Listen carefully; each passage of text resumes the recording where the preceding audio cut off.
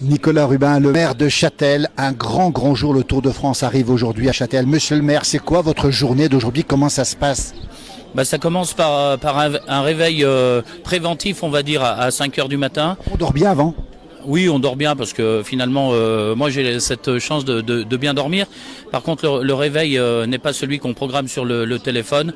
On se réveille beaucoup en amont et finalement, c'est toute une excitation qui se met en place. Donc, j'ai fait le tour de l'ensemble des routes, regarder si tout se passait bien, s'il n'y avait pas d'incident de parcours avant même que le parcours soit emprunté par les cyclistes. Et puis, on est soucieux de l'accueil des clients et des spectateurs qui ont choisi de venir voir cette étape à Châtel. Ça fait tout juste 47 ans qu'on attend le retour d'une étape du Tour de France à Châtel. C'est beaucoup d'émotions. Alors j'ai suivi beaucoup d'étapes, mais quand elle est chez vous, je peux vous dire que la chair de poule, elle se répète plusieurs fois dans la journée. C'est quoi le souci numéro 1 d'un maire quand le Tour arrive dans son village? C'est la qualité de l'accueil finalement, c'est toute cette effervescence et puis toute cette population châtellane qui se mobilise depuis de longs mois autour de l'accueil de cette étape.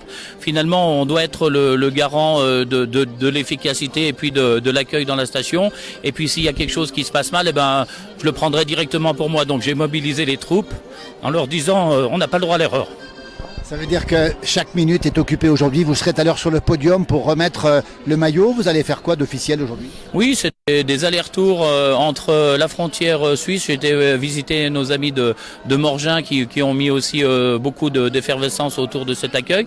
C'est des allers-retours ici ou là, des rendez-vous avec la presse, aller saluer aussi les équipes techniques parce que je crois qu'il faut saluer les gens qui sont derrière l'écran, qui construisent le Tour de France backstage, derrière le rideau, et ils méritent beaucoup parce que finalement c'est des gens fantastiques. Et quand on voit la structure du Tour de France comme elle se montre rapidement et avec beaucoup d'efficacité, on doit avoir un regard tourné vers eux au-delà du spectacle qu'offre le cyclisme et les coureurs. 190 pays qui retransmettent en direct. Châtel sera au cœur du monde aujourd'hui. Combien de spectateurs, de téléspectateurs verront Châtel aujourd'hui à la télévision? Je crois que c'est une question de milliards, mais finalement au-delà de Châtel, c'est tout un territoire.